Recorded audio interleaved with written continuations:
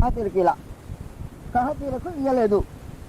ఏలయనగా పరిశుద్ధ స్థలపు సేవ వారిది, తమ భుజముల మీద మోసే వారి పని కనుక వారికి వాహనములను నియమింపలేదు. చూడండి సంగతి, అపార్థం చేసుకోవడానికి అవకాశం లేనట్టుగానే మహాదేవుడు సమాచారాన్ని వివరించి పెట్టాడు. కాబట్టి పరిశీలనగా గ్రంథం చదివితేనే ద్వితీయోపదేశకాండము 10వ అధ్యాయము 8వ వచనంలో ఇంకా కొంచెం లైట్ దాని మీద విసురు వేస్తాడు. ద్వితీయోపదేశకాండము 10వ అధ్యాయం 8వ వచనం, 10వ అధ్యాయం 8వ వచనం. నేటి వరకు జరుగుతున్నట్లు యెహోవా నిబంధన మందసము మోయుటకు, యెహోవా సన్నిధిని నిలుచుటకును, ఆయన సేవించి ఆయన నామమును బట్టి దీవించుటకును లేవి గోత్రపు వారిని ఆ కాలమున యెహోవా ఏర్పరచుకొనెను. దేవుడు దానికోసం ప్రత్యేకించి ఏర్పాటు చేసుకున్నాడు. కహాతీయులకు ఎడ్లు కానీ బండ్లు కానీ నియమించలేదు. మరి ఏం చేయాలి వాళ్ళు? వారికి వాహనాలే ఏర్పాటు చేయలేవలా. వారి భుజముల మీద మాత్రమే యెహోవా మందసాన్ని మోయటానికి ఉద్దేశించబడింది. వారికి మాత్రం బండ్లు లేవు. యెహోవా గ్రంథమును పరిశీలించి చదువుకోండి. 6వ అధ్యాయానికి వచ్చాం, 2వ సమూయేలు గ్రంథంలో. తర్వాత దావీదు ఇశ్రాయేలులో 30,000 మంది శూరులను సమకూర్చుకొని బయలుదేరి, సైన్యం బయలుదేరినప్పుడు కండిషన్ చెప్పాడు ఆయన. దావీదు 30,000 మంది సైన్యాన్ని సమకూర్చుకొని మొదలెట్టాడు. మళ్ళా మీరు మర్చిపోతారేమో, పోయారేమో. నా సంఖ్యాకాండము 4వ అధ్యాయంలో 16వ వచనం మళ్ళా చదువుతాం. దేవుని గ్రంథమును పరిశీలించి చదువుకొనుడి. 15వ వచనంలో దండు ప్రయాణమైనప్పుడు అహరోనును అతని కుమారులను పరిశుద్ధ స్థలం యొక్క ఉపకరణములన్నిటినీ కప్పుటం ముగించిన తరువాత కహాతీయులు దాని మోయ రావాలను. దండు ప్రారంభమైంది. అహరోను కుమారులు దాన్ని యెహోవా మందస సంబంధమైన వస్తువుల్ని బట్ట వేసి కప్పేస్తారు. ఇంకెవరు చూడకుండా వాళ్ళు మాత్రమే చూసేదానికి అవకాశం. కప్పేస్తారు, ఇంకెవరు చూడకూడదు. వీళ్ళు కప్పేసి పక్కన తప్పుకుంటారు. వాహనాలు లేని కహాతీయులు వచ్చి భుజాల మీద దాన్ని మాస్తారు. ఇప్పుడు దండు బయలుదేరింది. దండు బయలుదేరినప్పుడు ఏం జరగాలి? ఏం జరగాలో అదే జరగాల. యెహోవా గ్రంథాన్ని పరిశీలించి చదువుకుంటే ఏం జరగాలో అదే జరగాల.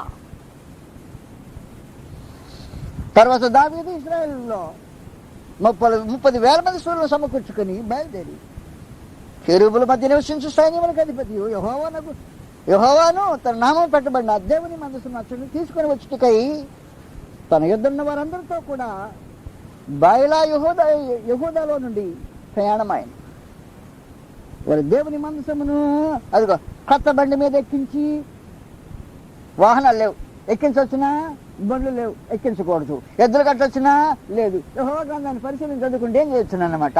అక్కడ అక్కడ ఇది చేయకూడదు.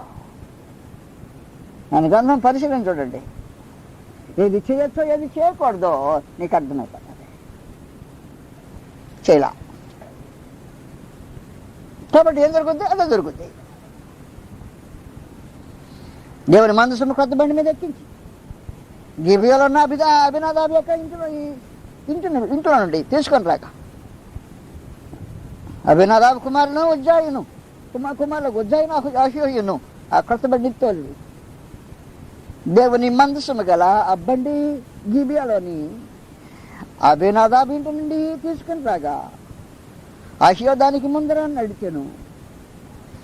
దావీదును ఇశ్రాయేల్ అందరూ సరళవృక్షపు కర్రతో చేయబడిన నానా విధములైన సితారలను, స్వరమండలమును, తంబులను, మృదంగములను, పెద్ద తాళములను వాయించు యెహోవా సన్నిధిని నాట్యం ఆడుచుండిరి. అదంతా భక్తే. వారు నాకాను కళ్ళం దగ్గరకు వచ్చినప్పుడు ఎడ్లు కాలు జారినందున ఉజ్జా చెయ్యి చాపి దేవుని మందసమును పట్టుకొనక యెహోవా కోపము ఉజ్జా మీద రగులుకొనెను. ఎందుకన్నా దేవుని కోపం అంటే నీకు అర్థమైపోద్ది. గ్రంథాన్ని పరిశీలించి చదువుకోవాలా, అంత కోపం. మనుషులకు ఈరోజు ఏం తెలియట్లేదంటే దేవుని గ్రంథాన్ని పరిశీలనగా చదువుకోవడం తెలియలా, ఏం చేయమన్నాడు తెలియలా, ఏం చేయొద్దన్నాడు తెలియలా, పట్టించుకోలా. ఈ రోజున ఏదో ఒక స్థలంలో బైబిల్లో ఏదో ఒక మూల, ఏదో ఒక ముక్క, ఏదో ఒక సంగతి చదివేసి మనుషులు వాగటానికి మొదలెట్టారు. యెహోవా గ్రంథాన్ని పరిశీలించి చదువుకోండి అని క్రీస్తు పూర్వం రమారమి 800 సంవత్సరాల కింద చెప్పిన సమాచారాన్ని నేటికి మనుషులు పట్టించుకోలేదంటే దేవుని మనుషులు ఎంతగా గౌరవిస్తున్నారో, ఆయన డాక్యుమెంట్ని ఎంతగా వారు పట్టించుకుంటున్నారో దాన్ని బట్టి తాటగా అర్థమవుతుంది. కనుక ఈ 2 రోజుల్లో మనం ఈ సంగతులను జాగ్రత్తగా చదవబోతాం. దేవుని గ్రంథమును పరిశీలించి చదువుకొనిడి అనే సమాచారాన్ని ఆలోచన చేయబోతాం. మీరు జాగ్రత్తగా ఈ పని చేయటం చాలా ప్రాముఖ్యమైన సంగతి. నేను ఎంతకాలం ఉంటానో తెలియదు. వాస్తవానికి ఇంకా నాకు ఎంత ఓపిక ఉంటుందో తిరగటానికి నాకు తెలియదు. నేను రిటైర్ అయిపోదాము అని ఆలోచన చేస్తున్నా. దేవుని గ్రంథాన్ని పరిశీలన చేసి చదువుకోవటానికి మీరు సిద్ధపడకపోతే దైవ నియమము మీకు కరెక్ట్గా అర్థం అవుతుందో కాదో నాకు తెలియదు సరిగదా. ఆ తర్వాత రాబోయే తరాలకు, పుట్టబోయే బిడ్డలకు ఈ సత్య సందేశాన్ని మీరు ఎంతవరకు అందించగలరో అని నాకు బహుగా అనుమానం వస్తూ ఉంది. ఆయన గ్రంథాన్ని పరిశీలనగా పట్టించి చదువుతుంటే ఇలాంటి విషయాలు నీకు తేటగా తెలియటానికి అవకాశం ఉంటుంది. మహోన్నతుల దేవుడు ఏమి చేయమన్నాడో, ఏది చేయొద్దన్నాడో, దేన్ని అంగీకరిస్తాడో, దేన్ని అంగీకరించడో అది చెప్పవలసిన బాధ్యత ఒకప్పుడు పూర్వకాలపు లేవి యాజకుల మీద ఉండేది. వారో సంగతి ఇది చేయవచ్చు, ఇది చేయకూడదు, అది పరిశుద్ధమైంది, ఇది అపవిత్రమైంది అని చెప్పవలసిన బాధ్యతను దేవుడు వారి మీద పెట్టాడు. కానీ వారే తప్పు చేస్తే ఇంకా రైట్ చేయబోయేది ఎవరు? ప్రస్తుతం ఇప్పుడైతే ఆ బాధ్యత క్రీస్తు శరీరం సంఘం అంటున్నారే, దేవుని యాజక జనం అంటున్నారే, ఆయన గుణాతిశయంలో ప్రచురం చేయటకు ఏర్పరచబడిన వంశము, రాజులైన యాజక సమూహము, పరిశుద్ధమైన జనమని చెప్పుకుంటున్నారే, అది మీ మీద ఉంది. దేవుని గ్రంథాన్ని పరిశీలించి చదువుకోవటము చాలా ప్రాముఖ్యంగా అవసరం అవుతుంది. మీరు ఎంతవరకు అలాగూ చేస్తున్నారో నాకు తెలియలా. ఒకటి మాత్రం నాకు మనుషుల మధ్య జరిగే సంగతి తెలుసు. నాకు తెలిసిందేమంటే ఇంట్లో బైబిల్ ఎప్పుడు తాకపోయినా ప్రార్థనకు వచ్చేటప్పుడు మనుషులు బైబిల్ తీసుకొచ్చేస్తారు. ఇంట్లో ముట్టని పాపాన్ని బారాడు, ప్రార్థనకు మాత్రం బైబిల్ ఉండాల్సిందే. ఎప్పుడైనా దాన్ని గ్రంథం పట్టిన దాన్ని ఓపెన్ చేసి చూస్తారో లేదో నాకు తెలియదు, కానీ ప్రీచర్స్ రిఫరెన్స్ చెప్పినప్పుడే దాన్ని మాత్రం కళ్ళంతా ఎర్ర చేసి చూడటం అలవాటైంది మనుషులకి. అది దేవుని గ్రంథం పరిశీలించి చదువుకోవటం కాదు, ఖచ్చితంగా కాదు. దేవుని గ్రంథం పరిశీలించి నీ కొరకు నీవే చదువుకోవాల్సిన అవసరం ఉంది. ఆ సంగతులు మనం ఇంకా ఆలోచన చేయబోతాం. నమస్కారం. ప్రభో సరమలమగు భక్తితో కరుణతోడగా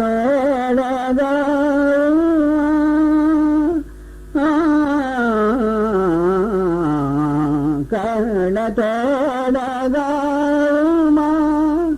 కలుషము నెడబాపుమా సన్నతింతుమో ప్రభో సదమలమగు భక్తితో నీతి సూర్య తేజమా జ్యోతిరత్న రాజమా నీతి సూర్య తేజమా జ్యోతిరత్న రాజమా పాదక గణ రక్షక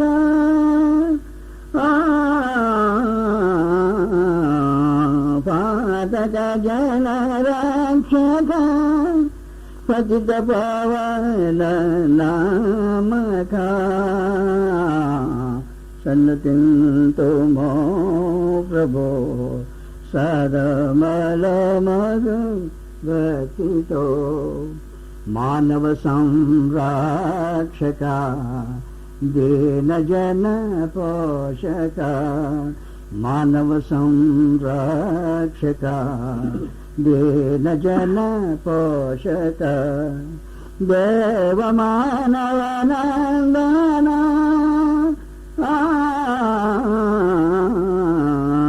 దేవ మానవ నందన దివ్య సుగుణ మందన సన్నతింతు మో ప్రభో సదమల మధు భక్తితో. యెహోవా గ్రంథమును మనుషులు పరిశీలించి చదువుకోవాలని ఆజ్ఞాపించబడ్డారు. అలాగూ చదువుకోకపోతే గ్రంథంలో సంగతులు అపార్థం చేసుకునే అవకాశం ఉంది. సత్యమును గ్రహింపకుండా పోయే అవకాశం కూడా ఉంది. మార్క్స్ వార్త 12వ అధ్యాయంలో గ్రంథం అర్థం చేసుకోవాల్సిన అవసరతను గురించి మాట్లాడుతున్నాడు. 24వ వచనంలోని అందుకు యేసు మీరు లేఖనములను గాని దేవుని శక్తిని గాని ఎరుకకపోవటం వలన పొరబడుతున్నారు అంటాం. లేఖనాలు ఎరగకపోతే దేవుని శక్తిని కూడా ఎరగడానికి అవకాశం లేకుండా పోతుంటుంది. లేఖనాలు ఎరగటానికి దేవుని శక్తిని ఎరగటానికి మనకి లేఖనాలు ఎరగాల్సిన అవసరం ఉంది. కాబట్టి ఏం చెప్పాడంటే మీరు లేఖనములను కానీ దేవుని శక్తిని కానీ ఎరగకపోవటం వలన పొరబడుతున్నారు.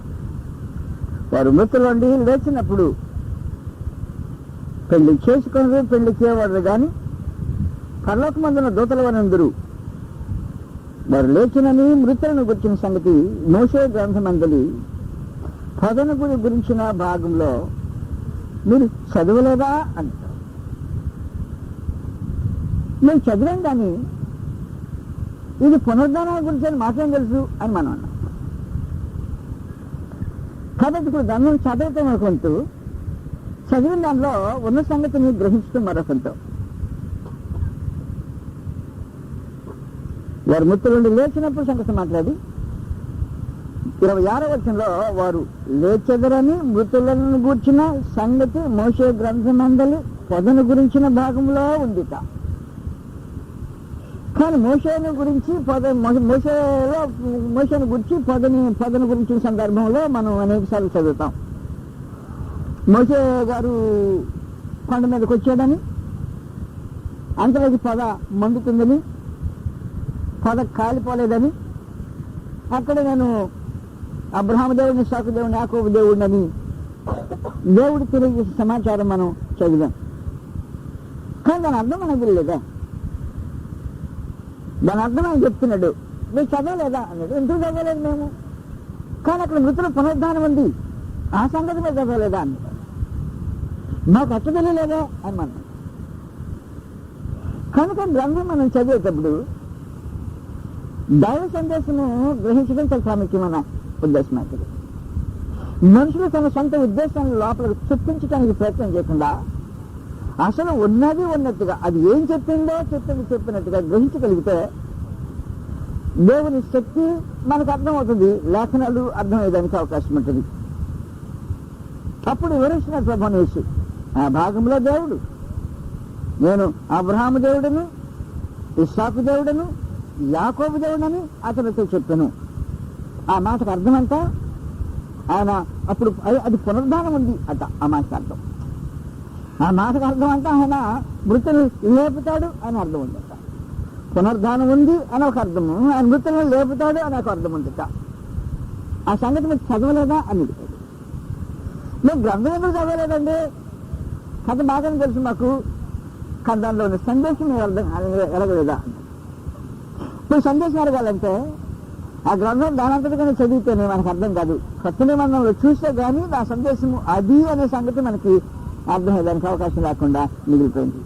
అబ్రహాం దేవుడిని, ఇస్సాకు దేవుడిని, యాకోబు దేవుడిని దేవుడు మోసేకు తెలియజేసిన సందర్భంలో దేవుని యొక్క సందేశం ఏంటంటే అబ్రహాం, ఇస్సాకు, యాకోబులు సజీవులు అని. నేను సజీవులకు దేవుడిని, మృతులకు దేవుడిని కాదు అని. వారు నా సముఖంలో బ్రతికున్నారు.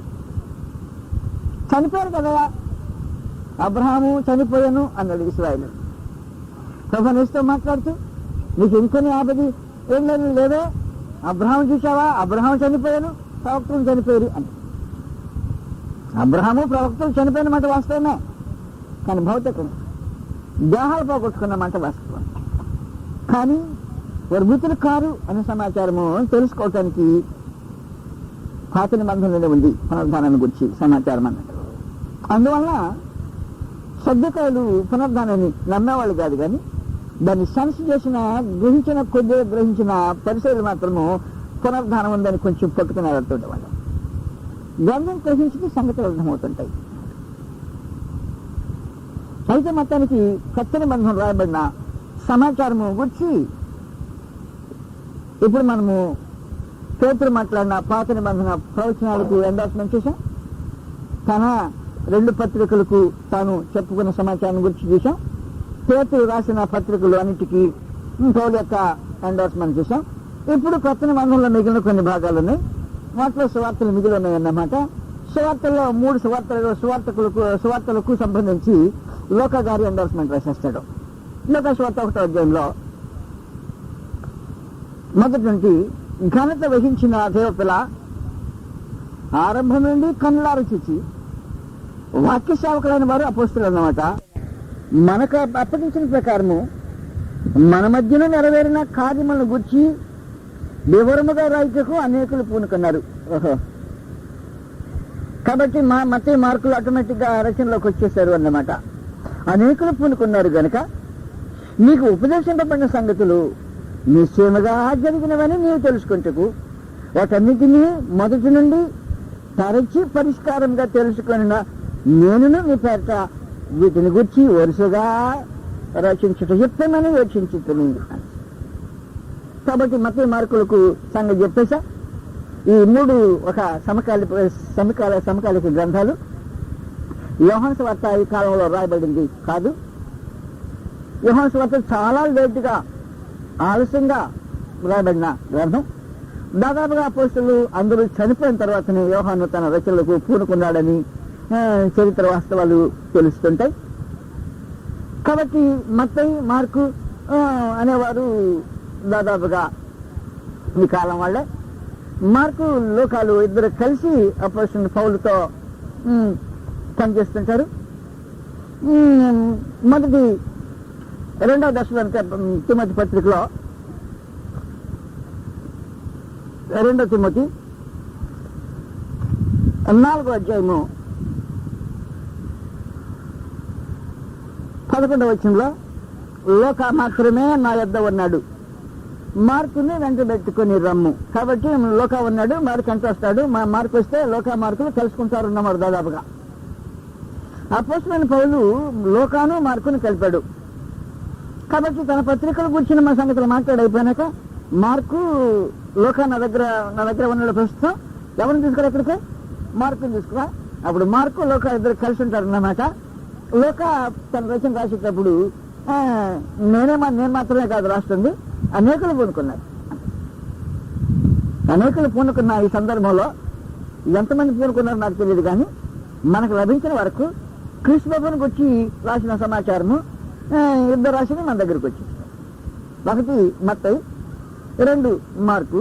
ఆ ఇద్దరు రాసిన లోకాతో పాటు మనకు అప్పగించబడ్డాయి అన్నమాట. ఈ సమకాలానికి సంబంధించినవి మత్తయి, మార్కు, లోక అనే పుస్తకం. వీటిని సినాప్టిక్ గాస్పల్స్ అంటారు. అంటే మూడు కలిసి ఒకే రకమైన ఒకదాంతో ఒకటి సంబంధం కలిగిన సమాచారం కలిగిన సువార్తలు కనుక వాటిని సినాప్టిక్ గాస్పుల్స్ అంటారు అన్నమాట. కనుక లోక సువార్తలో మనకేం కనపడుతుందంటే, నేను రాసేది నేను ఒక్కడిని మాత్రమే కాదు, అందులో వాస్తవానికి అతడు యూదుడే కాదు, ఒక అన్యజనుడు. దేవుడు తన సువార్త రచనలో, తన పరిశుద్ధ గ్రంథంలో యూదుల చేత రాయించుకున్న లేఖనాలన్నీ పక్కనే ఉంటే అన్యుని చేత కూడా రాయించుకోవటం జరిగింది అన్నమాట. ఈ లోకాన్ని అన్యుడు తాను రాసిన 2 రచనలు ఉన్నాయి. ఒకటి లోకా సువార్త, రెండవది అపోస్తలుల కార్యములు. ఈ 2 పుస్తకాలు కలిపితే తక్కిన కొత్త నిబంధన పుస్తకాలు దాదాపుగా ఎంత ఉంటాయో ఆ 2 కలిపితే దాదాపు అంత ఉంటాయి రచన సైజులో. కాబట్టి లోక చేత రాయించుకున్న సైజే అన్య చేత రాయించుకున్న సైజు ప్రత్యేకమైంది అన్నమాట. మహాదేవుడు దాన్ని ఆయన అంగీకరించడం జరిగింది. అపోస్తలుల కార్యం 1వ అధ్యాయంలో దాని కంటిన్యూషన్ తాను రాస్తున్నట్టు తానే చెప్పుకున్నాడు. అపోస్తలుల కార్యం 1వ అధ్యాయంలో మళ్ళా అదే పిలుపు, లోకాల్లో ఎవరిని పలకరించాడో అతన్నే పలకరిస్తాడు. ఇప్పుడు ఘనత వహించి నాకు కొట్టేశాడు అన్నమాట. థెయోఫిలా అన్నాడు. మచ్చా ముందు ఘనత వహించిన థెయోఫిలా అన్నాడు, మళ్ళా తిరిగి తనకే రాయిపోతున్నాడు కాబట్టి ఓ థెయోఫిలా అన్నాడు. యేసు తాను ఏర్పరచుకున్న అపోస్తలులకు పరిశుద్ధాత్మ ద్వారా ఆజ్ఞాపించిన తర్వాత ఆయన పరమునకు చేర్చుకునబడిన దినం వరకు ఆయన చేయుటకును బోధించుటకును ఆరంభించిన వాటన్నిటిని గురించి నా మొదటి గ్రంథమందు రచించుటని అయిపోయింది. లోక సువార్తకి ఎండోర్స్మెంట్ జరిగిందన్నమాట. లోక సువార్తలో తక్కిన సువార్తలకు ముందు మత్తయి మార్కులకు ఎండోర్స్మెంట్ జరిగిందన్నమాట. ఇప్పుడు లోక అపోస్తలుల కార్యములో తన గ్రంథం రచించిన సంగతి చెప్పేశాడు అన్నమాట. రచించుటని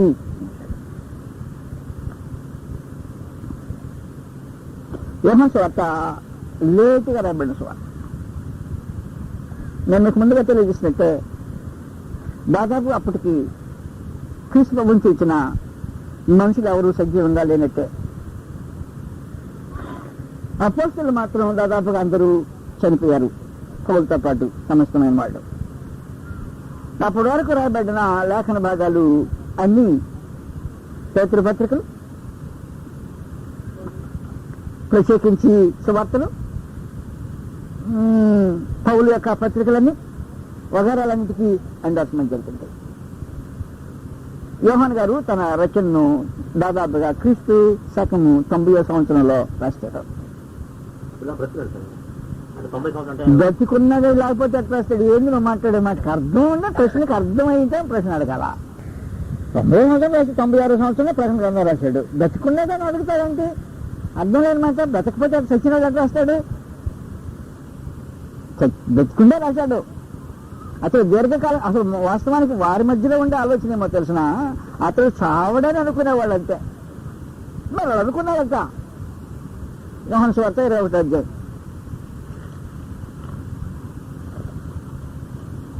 యోహాను సువార్త 21వ అధ్యాయంలో పేతురు చేస్తాడని ప్రభు చెప్పిన సంగతి మీకు వివరించాను. 19వ వచనంలో అతడు పేతురు ఎక్కి మరణమున్న దేవుని మహిమపరచవలను దాన్ని సూచించి ఆయన ఈ మాట చెప్పాను.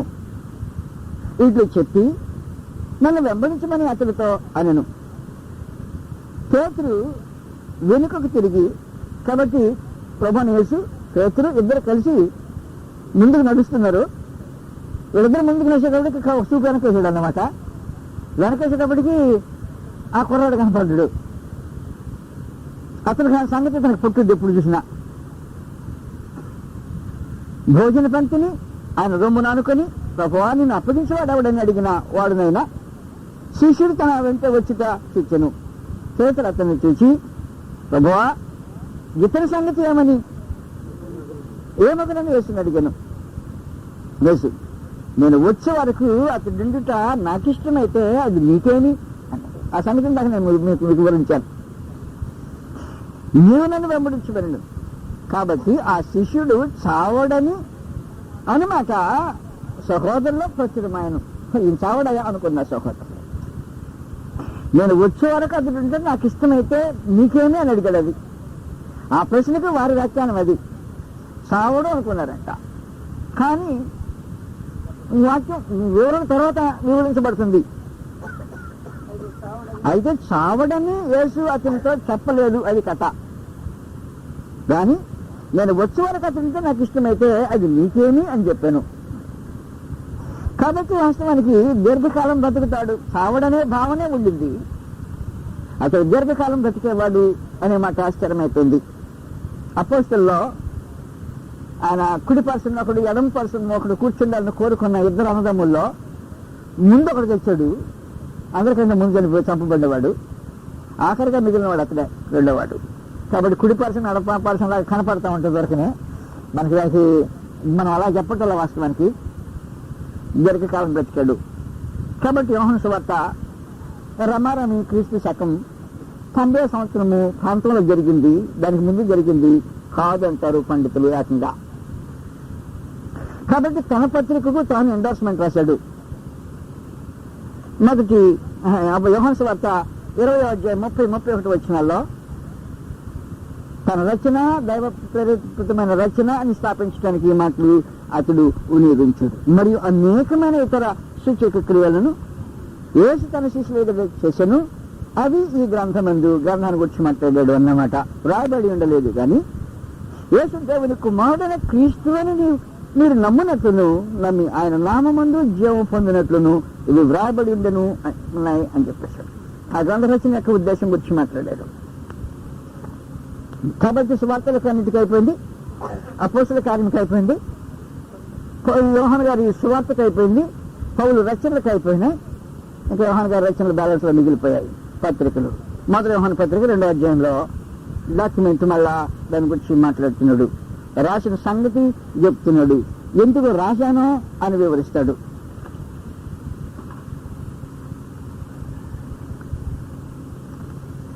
రాసిన ఉద్దేశం మాట్లాడాడు. రాసిన ఉద్దేశంలో 3వ వచనము అసలు మొదటి నుండి అసలు ఏదన్నా అది మేము ఏది వింటుమో, ఏది కళ్ళారు చూచుమో, ఏది నిదానించి కనుకుంటుమో, మా చేతులు దేని తాకి చూచునో అది మీకు తెలియజేస్తున్నాను అన్నమాట. తెలియజేసేది నోటితో నా అంటాను కాదు రాతలోనే అనేసాడు. 2వ అధ్యాయం 2వ అధ్యాయము ఒక్కొక్కరితో పేరున వరుసనే మాట్లాడి 12వ వచనం నుండి చిన్నపిల్లలారా ఆయన నామమును బట్టి మీ పాపములు క్షమింపబడి ఉన్నవి గనుక మీకు రాయితున్నాను ప్రత్యేకించి. తండ్రులారా మీరు ఆది నుండి ఉన్న వారిని ఎరిగి ఉన్నారు గనుక మీకు రాయిస్తున్నాను. యవనస్తులారా మీరు దృష్టిని జయించున్నారు గనుక మీకు రాయిస్తున్నాను.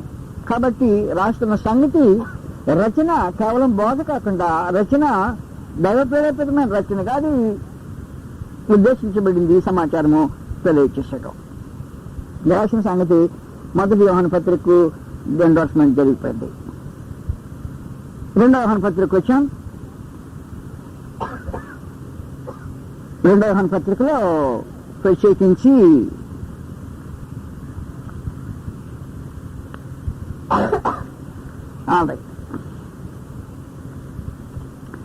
పన్నెండవ వచనంలో అనేక సంగతులు మీకు వ్రాయవలసింది ఇండియు సిరాతో గాని కాగితంతో కానీ వ్రాయ మనసు లేక మీ సంతోషము పరిపూర్ణమగినట్లు మిమ్మల్ని కలుసుకొని ముఖాముఖం మాట్లాడ నిరీక్షించున్నాను అని చెప్పేశాడు.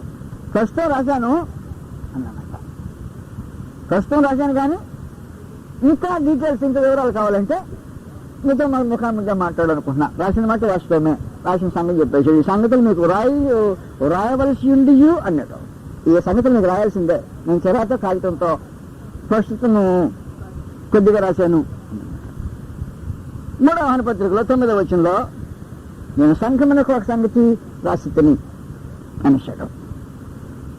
7వ పత్రిక ఎండార్స్మెంట్ కనబడుతుంది 3వ వచనంలో. 7వ పత్రిక 3వ యోహానుకి అయిపోయింది. 7వ పత్రిక వచ్చాం. 7వ పత్రికలో 3వ వచనము, ప్రియులారా మనకందరికీ కలిగిన రక్షణను గురించి మీకు రాయవలనని విశేష ఆసక్తి గలవాడిని ప్రయత్నపడుచుండగా పరిశుద్ధులకు ఒక్కసారి అప్పగింపబడిన బోధ నిమిత్తము ఇంకెక్కువ పెంచొద్దు అనే సంగతి చెప్తున్నాడు. యోధా పత్రిక వచ్చేటప్పటికి ఇక ప్రత్యక్షత పెరగదు అన్నాడు. ప్రత్యక్షత ఇంకా ఒక పత్రిక తర్వాత ఇంకో పత్రిక, పత్రిక తర్వాత పత్రిక యాడ్ కాదు అన్నాడు. పత్రికల యొక్క ముగింపుని గురించి మాట్లాడాడు. ఇంకొక పాయింట్ మీకు అర్థమవుతా. ఫిలిప్పీయులకు రాసిన పత్రికలో ఇంకా కొనసాగుతుంది అన్నాడు. యోధా పత్రికలో ముగించేస్తుంది. పెంచడానికి ప్రయత్నం చేశాడు.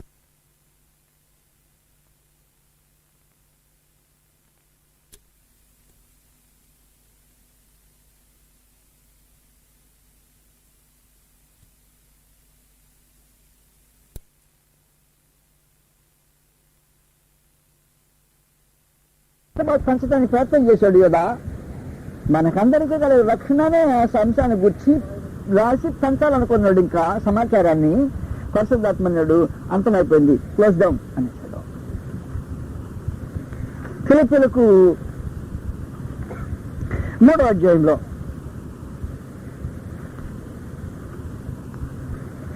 లేఖనములు పరిశీలనగా చదవండి అన్నమాట. ఫిలిప్పీయులకు 3వ అధ్యాయము ప్రత్యక్షత పూర్తి గల కొనసాగుతూ ఉంది. ఆయన బయలుపరుచుతున్నాడు.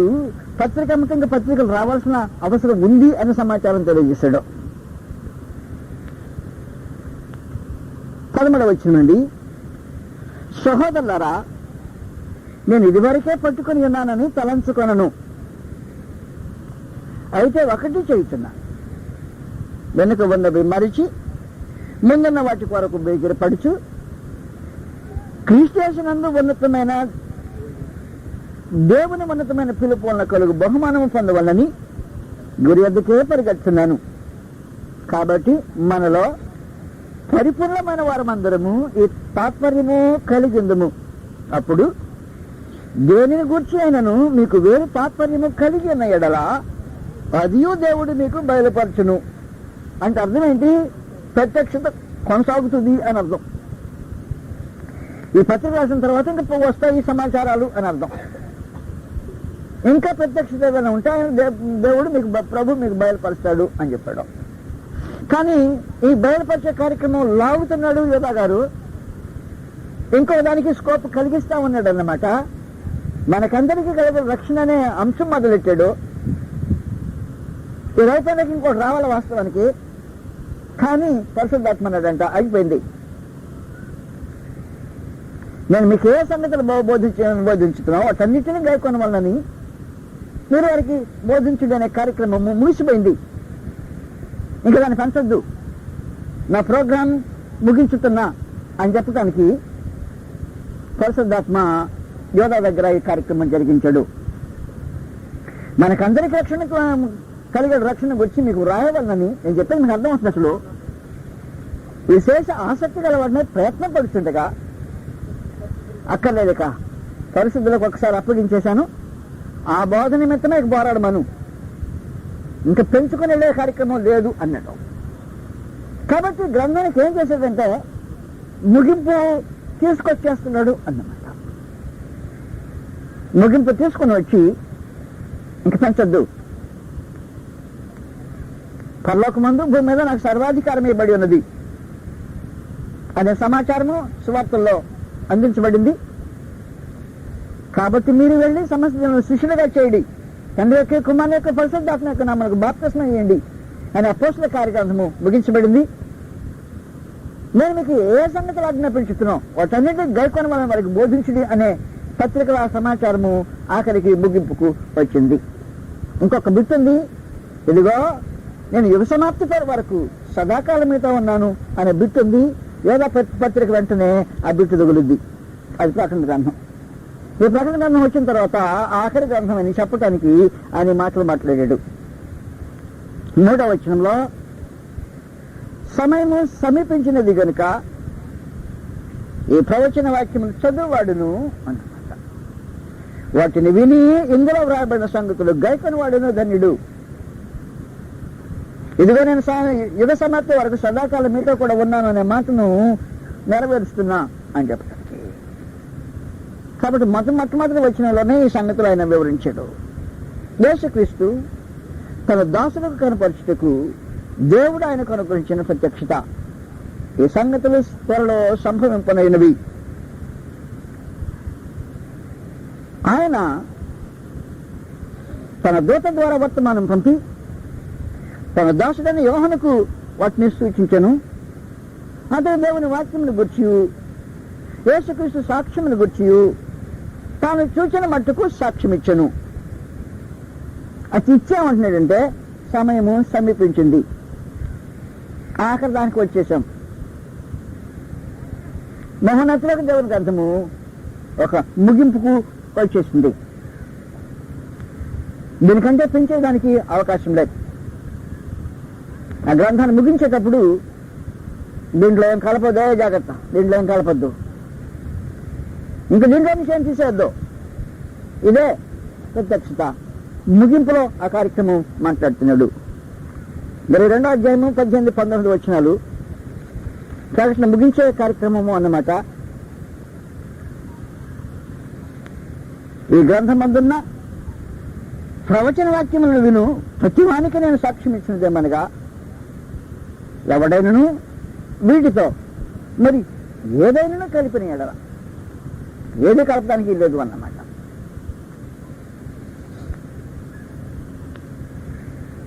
ఈ గ్రంథంలో రాయబడిన తెగులు దేవుడు వానికి కలుగుతాడు. ఎవడైనను ఈ ప్రవచన గ్రంథమున్న వాక్యంలో ఏదైనా తీసివేయడానికి కూడా ఛాన్స్ లేదు. ఇది చివరి ఎండార్స్మెంట్ అన్నమాట. ఈ గ్రంథము ఇంతటితో ముగించబడింది. ధర్మశాస్త్రం ఎలాగూ రక్తం చేత ముద్రించబడిందో, క్రొత్త నిబంధన అలాగే రక్తం చేత ముద్రించబడి హెబ్రీయులకు 9వ అధ్యాయంలో స్థాపించబడింది. హెబ్రీయులకు 9వ అధ్యాయం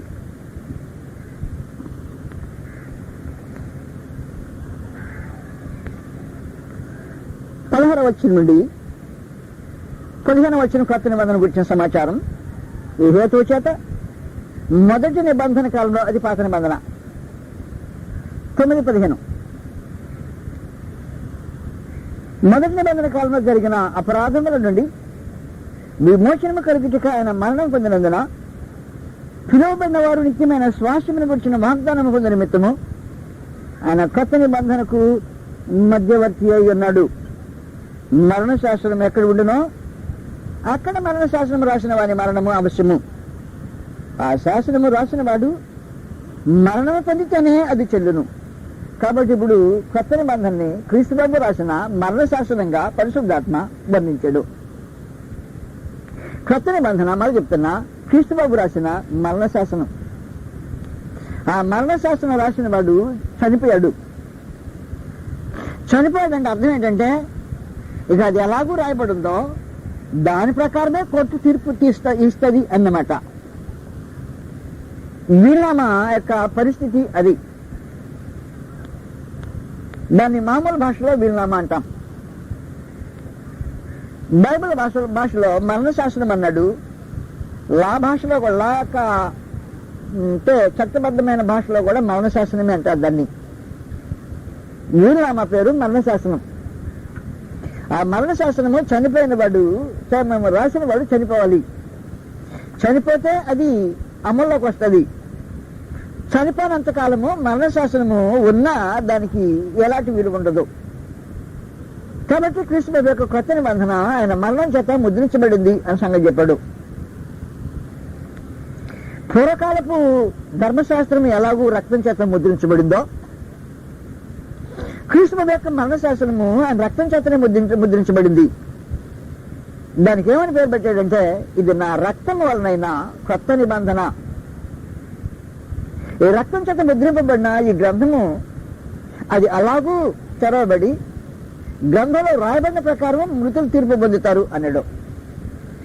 ఈ గ్రంథం తెలుస్తాడు, దానిలో రాయబడిన ప్రకారము మానవజాతి తీర్పు పొందేదానికి ఏర్పాట్లు స్థిరం చేశాడు. కాబట్టి దేవుని గ్రంథమును పరిశీలనగా చదవలసిన మనుషులకు అవసరం ఉంది. ఈ కొత్త నిబంధన చేసినప్పుడు మొదటి దాన్ని ఎత్తేశాడు అని చెప్పాడు. మొదటి దాన్ని ఎత్తేసే రెండో దానికి ప్రత్యేకమైన స్థానం ఇచ్చాడు అన్నాడు. హెబ్రీయులకు 8వ అధ్యాయంలో కొత్త నిబంధన చెప్పక ముందు మొదటి దాని సంగతి మాట్లాడాడు. 13వ వచనం 8వ అధ్యాయము హెబ్రీలకు. ఆయన కొత్త నిబంధన అని చెప్పుడు చేత మొదటిది హెబ్రీ 8:13 మొదటిది పాతదిగా చేసి ఉన్నాడు. ఎవరు చేశారు పాతదిగా? చేసింది ఆయన, మనం కాదు. మనం పాతదిగా కానీ కొత్తదిగా కానీ చేయడానికి హక్కు మానవ జాతికి లేదు. ఉంచడానికి కానీ తీసివేయడానికి కానీ హక్కు మనకు లేదు. ఆయన ఎత్తేసేది, ఉంచేది. ఏది పాతగిలి ఉడిగిపోవునో, పాతగిలింది ఉడిగిపోయింది, అది అదృశ్యం ఒకటకు అన్నట్టు. మూల భాషలో నివర్తనము ఒకటకు అన్నట్టు, అంటే లేకుండా పోవటానికి, అమల్లో లేకుండా పోవటానికి అన్నట్టు. కాబట్టి కొత్త నిబంధన చెప్పినప్పుడు మొదటి దాన్ని పాతదిగా చేస్తున్నాడు. దాన్ని ఉన్నది డాక్యుమెంట్ లో, కానీ ఆ డాక్యుమెంట్ చల్లని నోటిగా మిగిల్చేశాడు. ఇప్పుడు మాత్రం కొత్త నిబంధన ఉంచాడు. మీరు యెహోవా గ్రంథమును పరిశీలనగా చదువుకోండి. కాబట్టి చదివేటప్పుడు ఏది ఎత్తేశాడు, ఏది ఉంచాడు అనే సంగతి నీకు తేటగా తెలియాల్సిన అవసరం ఉంది. మీరు 7వ అధ్యాయంలో ధర్మశాస్త్రం ఎత్తేసి కొత్త నిబంధన ఉంచాడు. మోషే నియమాన్ని తీసివేసి క్రీస్తు నియమాన్ని దాని స్థలంలో ఉంచాడు అని సమాచారం మాట్లాడుతున్నాడు. ప్రేమిలకు ఆయన గ్రంథం పరిశీలనగా తెలిసి చదివితే ఈ సంగతులు నీకు అర్థమవుతాయి. రోమీయులకు 7వ అధ్యాయము 4వ వచనంలో, కావున నా సహోదరులారా, మనము దేవుని కొరకు ఫలములు ఫలించినట్లు ద్వారా ఆయన శరీరము 2 భావాలు వస్తాయి. మొదటి శరీరము ఆయన భౌతికమైన దేహం. ఆయన శరీరం ద్వారా ధర్మశాస్త్రం విషయమై మృతులైతురి. 2వ భావార్థం వస్తుంది 9వ అధ్యాయము హెబ్రీయులకు రాసిన పత్రికలో. ఆయన శరీరమును గుడారము ద్వారా అన్నాడు. దేవ సముఖానికి ప్రవేశించిన సమాచారము అన్నమాట. అది మేకల యొక్క గొర్రెల యొక్క రక్తంతో కాకుండా తన రక్తంతో దేవుని సముఖంలో ప్రవేశించిన సమాచారాన్ని గురించి ఆయన వివరించాడు. 9వ అధ్యాయము హెబ్రీయులకు రాసిన పత్రిక 9వ అధ్యాయంలో 13వ వచనం 12వ వచనం మేకల యొక్క రక్తాన్ని గురించి మాట్లాడాడు. మేకల యొక్క కోడెల యొక్క రక్తంతో కాక తన స్వరక్తంతో ఒకసారి పరిశుద్ధ స్థలములో ప్రవేశించని అన్నాడు. 11వ వచనంలో, అయితే క్రీస్తు రాబోతున్న మేలుల విషయమై ప్రధాన యాజకుడిగా వచ్చి తాను నిత్యమైన విమోచన సంపాదించి హస్తకృతము కానిది అనగా ఈ సృష్టి సంబంధమైన కానిది ఘనమైనది పరిపూర్ణమైనది గుడారము ద్వారా మేకలోకి కోళ్ళ యొక్క రక్తముతో కాక తన స్వరక్తముతో ఒక్కసారి పరిశుద్ధ స్థలములో ప్రవేశించను. 10వ అధ్యాయం హెబ్రీయులకు 19వ వచనం, సహోదరులారా, యేసు మన కొరకు ప్రతిష్ఠించిన మార్గమున అనగా నూతనమైనదియు జీవము గలదియు ఆయన శరీరము అను తెర ద్వారా ఏర్పరచబడినదినైనా మార్గమున అన్నమాట. ఆయన రక్తము వలన పరిశుద్ధ స్థలములో ప్రవేశించుటకు మనకు ధైర్యము కలిగినది గనుకను సమాచారం మాట్లాడాడు. ఇప్పుడు ప్రత్యేకించి కొత్త నిబంధన ఆయన శరీరం తెర ద్వారా స్థాపించబడింది. కొత్త నిబంధన నేడు ఆత్మ సంబంధమైన తన శరీరంలో సజీవంగా ఉంది. యెహోవాను పరిశీలించి చదువుకునే మనుషులు ఆయన తాన్ని ఎప్పుడు పాత నిబంధన ముగించాడు, ఎలా ముగించాడు అనే సంగతిని ఎరిగి కొత్త నిబంధనకు ద్వారా తెరిచిన పద్ధతిని గ్రహించి కొత్త నిబంధనకు కట్టుబడిన జనమై ఉండటానికి మనుషుడు కొనుకోవాల్సిన అవసరం ఉంది. ఆయన గ్రంథాన్ని పరిశీలన చేసి చదువుకున్న వాడికి సంగతి అర్థమవుతుంది. యెహోవా గ్రంథమును పరిశీలించి చదువుకొనిది.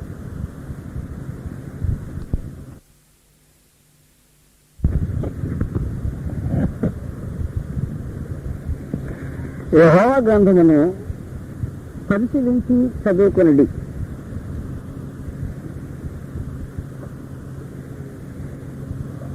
లూకా సువార్త 24వ అధ్యాయంలో 44వ వచనంలో ప్రభువైన యేసు అంతటా ఆయన మోషే ధర్మశాస్త్రంలోను ప్రవక్తల గ్రంథములలోను కీర్తనలోను నన్ను గురించి రాయబడినవన్నీ నెరవేర్చవలని నేను మీతో ఉండినప్పుడు మీతో చెప్పిన మాటలు నెరవేరినవి వారితో చెప్పాను. అప్పుడు వారు లేఖనములు గ్రహించినట్లుగా ఆయన వారి మనస్సును తెరిచి యెహోవా గ్రంథాన్ని ఇప్పుడు మోషే ధర్మశాస్త్రమని ప్రవక్తల ఈ గ్రంథాలని కీర్తనలని విడమర్చి మాట్లాడి ఆయన గ్రంథాల భాగాలుగా ఈ సంగతిని సూచించాడు. దానికి క్రీస్తు ప్రభు లేఖనాలు అని పిలిచాడు. లేఖనములు అంటే వ్రాయబడినవి అని అర్థం. కాబట్టి లేఖనాలు అనే ప్రత్యేకమైన సంగతి, వ్రాయబడినవి అనే మాటలు కేవలమే దేవుని గ్రంథానికి మాత్రమే వర్తిస్తాయి. దేవుని గ్రంథాన్ని చచ్చినవన్నీ వ్రాయబడినవే. రాతల్లో అనేక పుస్తకాలు ఉన్నాయి. లేఖనములుగా రాతలు అని రాయబడినవి అని అర్థం వాస్తవానికి. కానీ ఈ మాట మాత్రం ప్రత్యేకించి దేవుని గ్రంథానికి వర్తిస్తున్నట్టు ప్రభువైన యేసు వాటిని వర్తింపజేసి ఎలా అన్నాడు. అప్పుడు వారు లేఖనంలో గ్రహించినట్లుగా వారి మనసు తెరిచి, దేవుని గ్రంథం గ్రహించాలంటే లేఖనాలు గ్రహించాలి. లేఖనం గ్రహించాలంటే మనసులు తెరవబడాలి. మనసులో మూసుకొని ఉన్నవారు లేఖనాలు గ్రహించడానికి అవకాశం ఉండదు. లేఖనం చదవటం ఒక వంతు, వాటిని గ్రహించటం ఒక వంతు. వాటిని పరిశీలించి తెలుసుకోండి అన్నాడు. లేఖనాలు చదివినా గ్రహింపు పొందలేని పరిస్థితి ఉండటం ఆశ్చర్యపడాల్సిన అవసరం లేదు. ఒక విచిత్రమైన భక్తి కలిగిన ధనవంతుడు అధికారి ఉన్నాడు. అతడు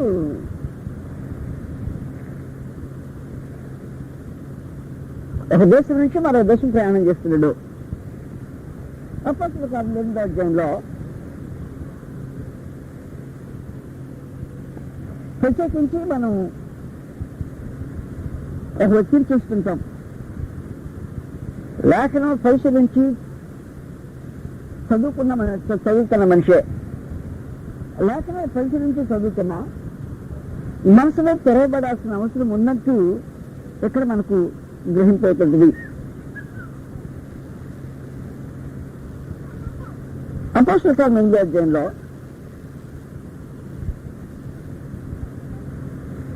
చూపించాలి.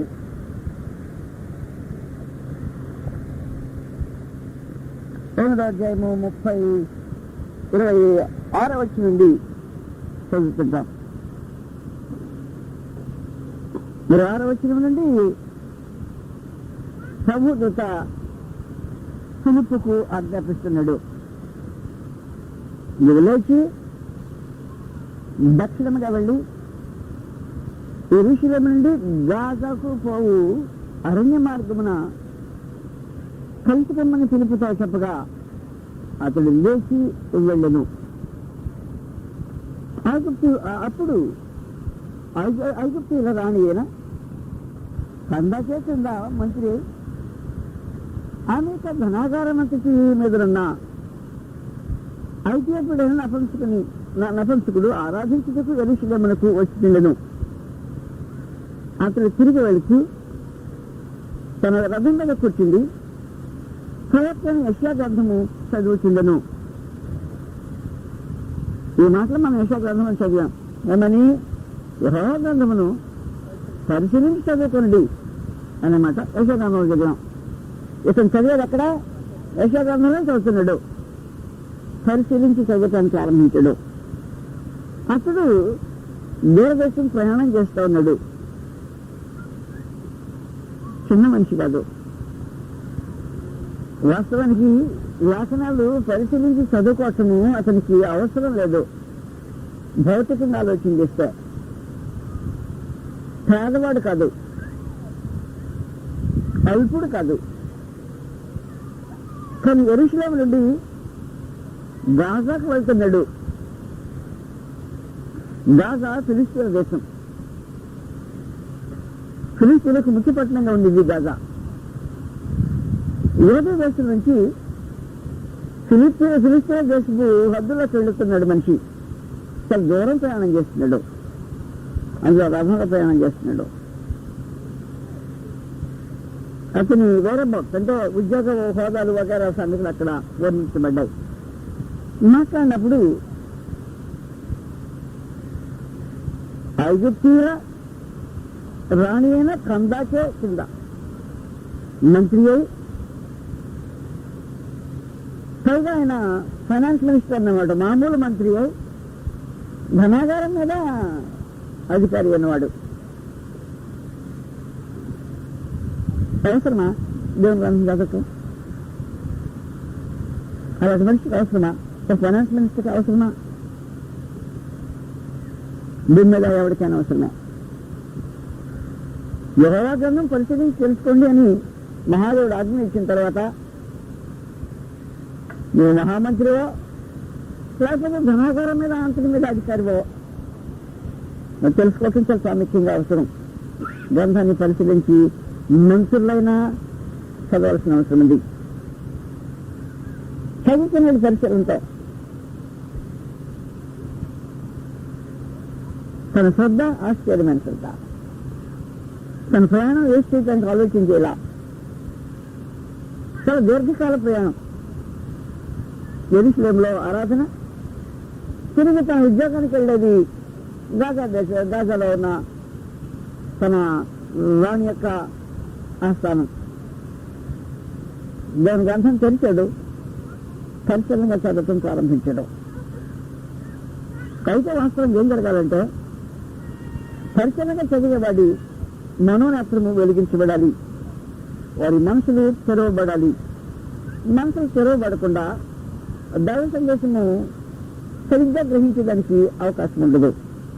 కాబట్టి అనేక మంది చదువుతుంటారు. మీకు తెలుసు, నాకు తెలిసిన ఆయన నాకు చెప్పినప్పుడు దాదాపుగా నేను ఎదిగిన సందర్భంలో 70 సార్లు చదివాడు బైబిల్. ఆశ్చర్యమైన స్టూడెంట్ చెప్పాలంటే. నేను అలా చదివిన వాడిని కాదు. 75 సార్లు చదివాడు. ఆ తర్వాత ఎన్నిసార్లు చదివాడో నాకు తెలియదు. కానీ వాస్తవమైన సంగతి ఏమంటే చదవటం ఒక వంతు, లేఖనములు గ్రహించినట్లుగా మనసు తెరవబట్టం మరొక వంతు. కాబట్టి చదివేవాడు ఏం చేయాలంటే లేఖనము గ్రహించినట్లుగా మనసు తెరవబట్టడానికి సిద్ధపడి ఉండాలి. చాలా ప్రాముఖ్యమైన సంగతి. కాబట్టి ఇప్పుడు ఏం చేస్తున్నాడంటే ఇంత అధికారి అండి అతను తిరిగి వెళుతూ తన రథం మీద కూర్చుండి ప్రవక్త యెషయా గ్రంథము చదువుచుండెను. అప్పుడు ఫిలిప్పు ఆత్మ ఫిలిప్పుతో నువ్వు ఆ రథం దగ్గరికి పోయి దాన్ని కలుసుకొనమని చెప్పాను. ఫిలిప్పు దగ్గరకు పరిగెత్తుకొని పోయి అతడు ప్రవక్తని యెషయా గ్రంథము చదువుతుండగా విని నువ్వు చదువునది గ్రహించుతున్నావా? అది ప్రాముఖ్యమైన సంగతి. కాబట్టి గ్రంథం పరిశీలనగా చదవటం అనుకుంటూ చదివిన దాన్ని గ్రహించటం మరొక. దైవగ్రంథం చదివినప్పుడు గ్రహింపలేకుండా చదివామనుకో పరిశీలనగా చదివినట్టు మహాదేవుడు దాన్ని లెక్కలో వేయడు. అసలు మొత్తానికి తంటాలు పడుతున్నాడు. గ్రహించడానికి కింద మీద ఆలోచన చేస్తున్నాడు. ఎవరిని గురించి రాబడిందో పరిశీలనగా తెలుసుకోవడానికి ప్రయాసపడుతున్నాడు. మనసుకు తెరవటానికి పరిశుద్ధాత్మ సహాయం చేయాల్సిన అవసరం ఉంది. మనం దయతో మనం ఆలకించి పాత నిబంధనలో లేఖనాలు చదివి ప్రవచనాలను వివరించడానికి ఎవరైనా ప్రయత్నం చేస్తే సొంతగా వ్యాఖ్యానం చేసి సొంత భావాలు చెప్పడానికి పూనుకున్న ప్రతివాడు గ్రహించకుండానే మాట్లాడుతున్నాడు అన్నమాట. లేఖనాలు చదివి పైన ఆ మాటలకు అర్థం చెప్పడానికి ఎవడు ప్రయత్నం చేయకూడదు అని సంఘ సమాచారము అర్థమవుతుంది. అంటే లేఖనం చదువుతున్న భాగమే కనుక అని క్రీస్తు యొక్క వధను గురించిన సమాచారం 53వ అధ్యాయం చదువుతున్నాడు. ఆయన గొర్రె వలె వధకు తేబడెను. బొచ్చు కత్తిరించి వాని యొక్క గొర్రె పిల్ల ఎలాగ మౌనంగా ఉండను అలాగే ఆయన నోరు తెరవకుండెను. ఆయన దీనత్వం బట్టి ఆయనకు న్యాయం దొరకకపోయాను. ఆయన సంతానము ఎవరు వివరించరు. ఆయన జీవము భూమి మీద నుండి తీసివేయబడింది. ఈ సంగతి వచ్చిందన్నమాట. అప్పుడు నపుంసకుడు ప్రవక్త ఎవరిని గుర్చి ఎలాగూ చెప్పుతున్నాడు? తను గుర్చియా వేరొకని గుర్చా? అది పరిశీలన. నువ్వేం చేయాలంటే దేవుని గ్రంథాన్ని పరిశీలనగా చదివేటప్పుడు చెప్పుతున్నది ఎవరిని గుర్చి, మాట్లాడుతుంది ఎవరిని గుర్చి, ఎవరితో చెప్పబడింది, సందర్భం ఏంటి అనే సంగతులు మనుషులు పరిశీలనగా గ్రంథాన్ని చదవాల్సిన అవసరం ఉంది.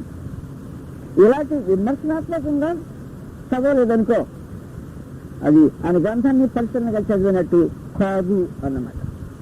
కాబట్టి గ్రంథం చదివే వాళ్ళు సౌకర్యంగా గ్రహించాల్సిన సంగతులు ఏమంటే, చదివిన సంగతి నీకు గ్రహింపు కాకమునుపు అది ఎవరిని వచ్చి మాట్లాడుతుంది ఎవరు? ఆ 2 ప్రశ్నలు అప్పుడు మాట్లాడేప్పుడు చూస్తారు. 3వ సంగతి దాని సందర్భం ఏంటి, దాని ఉద్దేశం ఏంటి? ఈ ప్రశ్నలో మనుషులు ఆలోచన లేకుండా గ్రంథాన్ని చదివితే చాలా చాలా పొరపాటు చేసిన వాళ్ళు అయిపోతాం. అయితే ప్రశ్నలు ఆలోచన చేసే వ్యక్తి గ్రంథాన్ని పరిశీలనగా చదువుతున్నమాట వస్తుంది, కానీ తనకు ప్రత్యేకించి మనసు తెరవబడే అవసరత కనపడతా ఉంది. తప్పుడు అతడు నోరు తెరిచి లేఖనం అనుసరించి అతనికి యేసును గురించిన సువార్త ప్రకటించను అని. కాబట్టి ఎవరి గురించి అంటే తనకు తెలియని సంగతి పరిశుద్ధాత్మ చెప్తేనే అర్థమవుతాడు. కాబట్టి వాస్తవానికి పాత నిబంధనకు పరిశుద్ధాత్మ ఇచ్చిన వ్యాఖ్యానము కొత్త నిబంధన. పాత నిబంధన లేఖనాల్లో మన సంగతిని గ్రహించడానికి ప్రయత్నం చేసినప్పుడు కొత్త నిబంధన యొక్క వ్యాఖ్యానాన్ని మనము జాగ్రత్తతో చూడాల్సిన అవసరం ఉంటుంది. కాబట్టి ఈ సంగతి గుర్తుపెట్టుకోండి.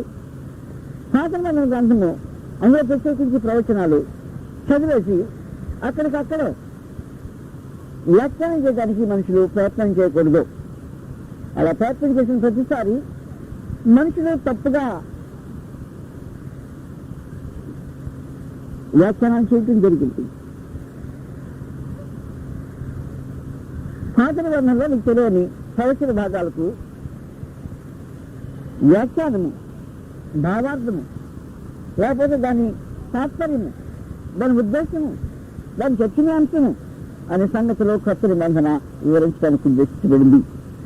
కాబట్టి కొత్త నిబంధన లేకుండా పాత నిబంధన తనంతరం దాన్ని మనము చదివేసి భావం చెప్పడానికి అనేక సార్లు ప్రత్యేకించి ప్రవక్త గ్రంథాలు చెప్పడానికి ప్రయత్నం చేయొద్దు అనే సమాచారం సూచించబడింది. యెహోవా గ్రంథమును పరిశీలించి చదువుకున్న దానికి మహోన్నతుడు దేవుడు.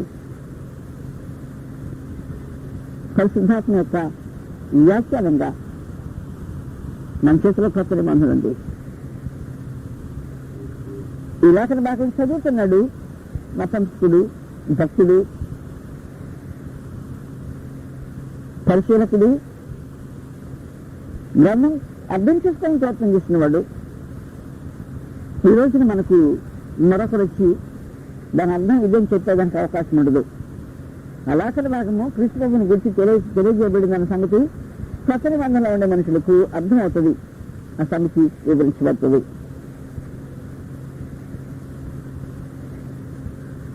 కనుక ఎప్పుడైనా సరే పాత నిబంధనలు ప్రత్యేకించి ప్రవచన భాగాలు తీసుకొని ప్రవక్తల వచనాలకు సొంతగా అర్థం చెప్పడానికి దైవ ప్రయత్నం చేద్దు అని మీకు మనం చేస్తున్నాం.